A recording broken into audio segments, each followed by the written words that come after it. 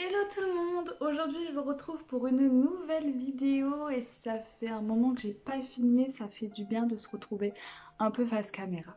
Voilà, je tenais à le dire. Vous vous demandez c'est quoi ces paillettes, ce make-up, tout black, tout ça. En plus j'ai vraiment mis le t-shirt qui va avec, vous allez comprendre pourquoi.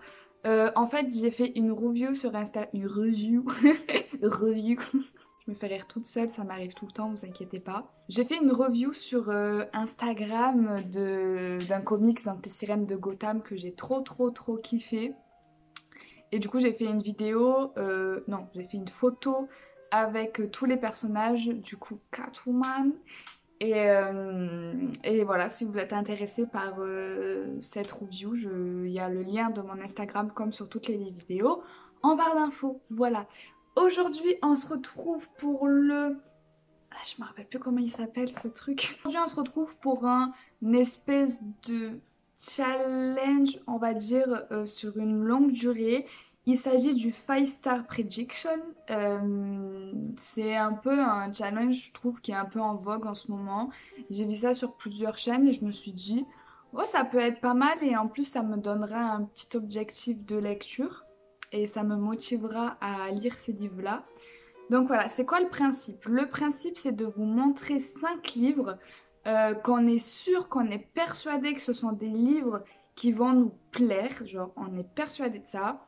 Et en plus de ça, faut regarder leurs notes sur Goodreads. Du coup, je me suis inscrite sur cette application. Alors, je me suis déjà inscrite sur cette application, mais ce genre de truc, je sais pas pourquoi, genre je le tiens jamais. Parce que moi, j'ai mon carnet de lecture et ça me suffit amplement. Et du coup là je vais réessayer de m'y mettre pour voir si je m'y tiens ou pas. Du coup c'était l'occasion. Et en gros en plus des livres qu'on est sûr qu'ils vont nous plaire, il faut qu'on regarde la note sur Goodreads. Goodreads, je sais pas parler anglais, c'est chiant. Regardez leur note, il faut qu'elle soit du coup à 5 étoiles. Mais concrètement tous les livres que je vais vous montrer n'ont pas 5 étoiles. Ça se rapproche, j'ai essayé de prendre les livres qui se rapprochaient le plus et qui me donnaient le plus envie et que je sais qu'ils vont me plaire à 100%. Et du coup, en fait, vous allez me dire à quoi ça sert. C'est quoi le but de cette vidéo, Léa? En gros, quand j'aurai lu ces livres, je reviendrai pour une vidéo et vous faire un bilan du 5 Star Prediction pour voir si ces livres m'ont réellement plu, si ils ont comblé mes attentes, etc. Ou si ça a été la déception du siècle. Et du coup, je trouve ça hyper drôle, hyper rigolo. Je pense que vous l'avez vu sur ma chaîne. J'aime bien voir mon évolution. J'aime bien voir si les livres que je m'attendais... Enfin, comme on l'a vu avec mon bilan des reliques, j'aime bien voir toute cette évolution sur ma chaîne et je trouve ça hyper intéressant et hyper enrichissant en fait. Du coup, voilà. Je vais vous présenter les 5 livres et pour une fois, ça va être une vidéo courte sur ma chaîne. Commence tout d'abord avec un livre que je n'ai pas très, que ça fait pas très longtemps que j'ai dans ma palle. Le prix de l'Oranger, la partie 1 parce que du coup de Samantha Shannon chez les éditions J'ai lu, parce que nous savons tous que l'intégrale de ce livre est énorme. Je pourrais clairement fonder un mur, enfin faire une fondation avec ce livre genre. Et vraiment, je sais pas si vous l'avez déjà vu en librairie, mais il est au moins comme ça le truc, genre vraiment il est énorme. Déjà, il est cher, voilà, je crois qu'il coûte 20, presque 30 balles. Et j'ai même pas les sous pour m'acheter le Gardien des Cités Perdues, le tome 7 en grand format. D'ailleurs, je m'inquiète de l'acheter, ce putain de livre là, faut que je le lise. Enfin bref, alors concrètement, je vais pas acheter le Prieuré de l'Oranger en intégrale. Donc du coup, partie 1 et il y a la partie 2 en poche aussi. Vous voyez déjà que la partie 1 en poche est quand même en vrai, elle est pas si grosse que ça. Elle fait 500, enfin 600 pages. Alors, le Prieuré de l'Oranger, sur Goodreads, il a 4,2 sur 5. Donc, c'est vraiment pas mal. J'en ai vraiment entendu que du bien. Apparemment, c'est le livre de fantasy, genre de l'année 2020 ou 2019, je sais plus. Non, je crois 2020, je sais plus. Ou 2017, bref, entre ces eaux-là. Apparemment, c'est vraiment le livre de fantasy qu'il faut lire. Enfin, apparemment, il est vraiment génial. Je crois que j'ai pas entendu un seul avis négatif sur ce livre. Et vu que moi, je suis une fan de fantasy, que j'adore ça, que ben voilà, en fait, j'étais obligée de le lire. Et apparemment, c'est hyper innovant, c'est hyper bien construit, tu te plonges directement dans l'atmosphère malgré la longueur du livre, le pavé du livre. Apparemment, tout le monde l'a lu hyper vite. Donc, j'ai vraiment hâte. Je suis vraiment intriguée de fou de voir comment ce livre est construit. Apparemment, Samantha Shannon, elle a vraiment époustouflé tout le monde avec ce livre-là. J'ai peur d'être déçue parce que du coup, je m'en fais une... Enfin, j'ai des très grosses attentes sur ce livre. Et en général, quand moi ça m'arrive ça, quand j'ai des attentes de ouf sur un livre, en général, c'est pas ouf. Mais j'y crois fortement. En plus, l'histoire a l'air hyper sympa. Apparemment, c'est un royaume qui est divisé en deux et on va suivre un personnage qui a besoin d'une héritière et une meuf qui va s'occuper des dragons. Enfin, j'ai pas trop... J'essaye pas de trop me renseigner sur les résumés parce que vous savez que moi j'aime me plonger dans un livre sans trop en savoir. Mais en fait, ça me fait un peu peur parce que en lisant le résumé en diagonale là, je me rends compte que c'est quand même assez basique. Et je me demande pourquoi tout le monde en fait un patin couffin alors que le résumé a l'air hyper basique. Mais je suis sûre d'aimer. Franchement, si j'aime pas alors que la planète entière a aimé ce livre, c'est qu'il y a vraiment un truc, je crois, qui ne va pas chez moi. Je pense que lui, je vais le lire bientôt. Du coup, ben, je vous donnerai des nouvelles. Ensuite, le deuxième livre que je suis sûre d'aimer, et en plus, ça fait hyper longtemps que je l'ai. Les aventures d'un apprenti gentleman. Je galère à dire ce mot, vraiment, j'y arrive pas. De Mackenzie Lee chez les éditions PKJ. Et je le trouve hyper beau ce livre. Je l'avais eu dans une box, mais ça existe plus cette box. Je sais plus ce que c'était. J'avais trop aimé cette box. Mais je vous avais fait une vidéo sur cette box qui est toujours sur ma chaîne. Et je l'ai toujours pas lu, voilà. Et avant de la voir dans la box, je voulais le lire parce que pareil, j'en avais entendu que du bien. Et pourquoi je vais aimer ce livre? Parce que déjà, ça parle de pirates. Et j'adore l'univers des pirates. J'adore l'univers marin. Je sais, je lis pas énormément de livres sur les univers marins parce que déjà de un, il n'en existe pas énormément.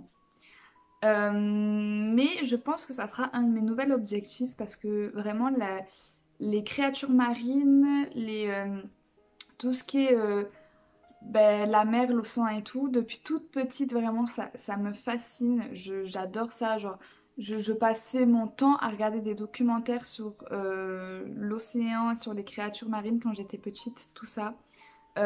Toutes les histoires sur les légendes marines et tout, ça a vraiment en fait vibré mon enfance, on va dire. Et apparemment, c'est un livre hyper avant-garde, enfin hyper engagé dans le féministe. Je crois que le personnage principal est gay aussi. Du coup, ben, j'ai trop hâte et je suis persuadée d'aimer. Et sur Goodreads, il a 4,8 sur 5. Donc, ça doit être pas mal. Le livre que je pense aimer aussi, il s'agit des larmes rouges de Georgia Caldera aux éditions J'ai lu, là c'est le premier tome, Réminiscence. Lui sur Goodreads, il a 3,92. Franchement, c'est pas mal, sachant que je pense que ce livre a été lu énormément de fois, qu'il a eu beaucoup d'avis. Moi, je l'ai vu beaucoup passer, ça fait très longtemps qu'il est sorti. Il a eu beaucoup de rééditions, donc je pense que les notes sur Goodreads, c'est un peu réparti par édition. Je pense aimer ce livre parce que déjà, Georgia Caldera, j'ai jamais lu de cette autrice. Je sais qu'elle a sorti beaucoup de genres, beaucoup de livres. Qu'elle a toujours eu un très bon retour. Elle a une communauté hyper, comment dire, solidaire et fidèle et apparemment elle sort de très bons livres. Et en plus c'est une autrice française, donc il n'y aura pas de problème de traduction, etc. Et ça c'est un bon point. Moi je voulais absolument commencer à le lire par ce livre parce que c'est du fantastique et pas du fantastique dans le sens détourné du terme qui se passe en ce moment. C'est-à-dire que c'est du réel fantastique, en proie, en doute entre le réel et la folie. Et ce livre, ça a l'air totalement ça. Et moi, j'adore ce fantastique, le vrai fantastique. Et ça a l'air très très très sombre. Moi, j'aime bien un peu les romans sombres, tout ça. Du coup, voilà. Ça parle, en gros, il me semble que c'est une fille qui décide de finir avec sa vie, de se suicider. Elle se taille les veines. Et depuis qu'elle s'est taillé les veines, elle entend des voix, etc. Et ça va être vraiment un mystère sur ça, je pense. Il a aussi eu lauréat du prix Merlin 2012. Et il est vraiment très très beau. Il est très gros et il coûte pas cher les gars. Il coûte 8,90 €. Est-ce que vous avez vu le travail d'édition qu'il y a sur ce livre? La grosseur du livre, 8,90 €. S'il vous plaît. Le quatrième livre que je veux vous présenter, je ne l'ai pas avec moi, du coup je vous mets une photo maintenant. Il s'agit de Orient, je sais plus l'auteur ou l'autrice parce que je ne l'ai pas avec moi. Chez les éditions Hugo Roman. Alors déjà ça fait longtemps que j'ai pas lu de Hugo Roman à part Le vide de nos cœurs, mais c'était une relecture. Je me fais une petite romance de temps en temps parce que j'aime bien, ça fait du bien les romances et je suis pas une fan moi au bout d'un moment de lire trop de romans ça me saoule parce que c'est toujours la même chose. Voilà, on va pas se le cacher, la romance c'est bien, ça fait du bien, mais quand t'es pas une fan de romance, bah t'es assez saoulé quoi. Mais du coup, Orient, il me tente vachement parce que c'est une romance avec dans l'univers de la danse classique, de un, moi vous savez que j'adore ça, et la mythologie grecque. Alors là les gars, combo, hein. Là on peut pas faire mieux pour moi. La romance avec mythologie grecque et danse classique, ça a intérêt d'être bien fait parce que j'en attends énormément. J'ai trop hâte de lire ce livre. Je pense pareil que je vais le lire dans pas très très longtemps. Sur Goodreads, il a 3,89 sur 5. Ça va, en vrai c'est pas catastrophique et j'ai trop hâte de le lire. Et ensuite, le dernier livre que je vais vous présenter, que j'ai trop hâte de lire. Alors il n'avait pas non plus une super bonne note sur Goodreads, je crois qu'il avait 3... 5, un truc comme ça. Mais moi, je sais que je vais kiffer parce que c'est un de mes auteurs chouchou. Et pareil, je vais bientôt le lire. C'est Guadalquivir. Je sais pas si on dit ça comme ça, mais il me semble. De Stéphane Servante aux éditions... Ça, c'est Pulp Fiction. Ouais, c'est ça. Aux éditions Pulp Fiction. Alors du coup c'est Stéphane Servante. Vous savez que j'ai un amour pour Stéphane Servante inconditionnel. J'adore cet auteur. Et en plus de ça, dans ce livre, il parle le personnage principal est un skinhead qui va se repentir vers la libération de son gang, si je puis dire ça comme ça, dans un voyage. Et en fait, tout ce qui est skinhead, alors je ne suis pas une skinhead, qu'on se m'entende, je ne partage pas du tout leurs avis sociétal et politiques, qu'on se le dise. Mais c'est un truc, ça fait partie de l'obscurantisme et moi c'est des genres de thématiques en fait qui m'intéressent, que j'aime bien me plonger dans ces univers-là, dans ces personnages-là pour essayer de comprendre en fait comment ils en sont venus à ce point-là de... Ben oui, pourquoi en fait. D'ailleurs j'ai écouté un podcast il y a pas longtemps, le podcast Transfert qui est hyper connu et qui est hyper bien. Qui s'appelait Sortir de la violence, l'épisode s'appelait Sortir de la violence et c'était un ancien skinhead qui racontait son histoire en fait. Je suis grave intéressée par ce livre. C'est Stéphane Servante et en plus de ça c'est sur les skinheads. Donc voilà, j'ai trop hâte de le lire et je suis sûre qu'il va me plaire. Sûr. Voilà, c'est la fin de cette vidéo. Je vous ai dit qu'elle allait être très courte, ça fait bizarre. En même temps, je pense que ça fait du bien.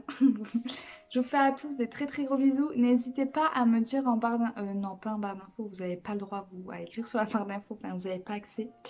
N'hésitez pas à me dire en commentaire, c'est mieux, si vous avez lu ces livres, ce que vous en avez pensé, etc. Je serais ravie de lire vos petits commentaires. N'hésitez pas à me dire vous les livres que vous voulez lire et que vous êtes sûr que vous allez adorer. Je vous fais à tous des très gros bisous. N'hésitez pas à vous abonner à la chaîne et à aller voir mes réseaux sociaux. Sur Instagram, je poste assez régulièrement. Vous aurez des avant-premières, etc. Je vous fais à tous des très gros bisous et je vous dis à très bientôt pour une nouvelle vidéo. Bye bye!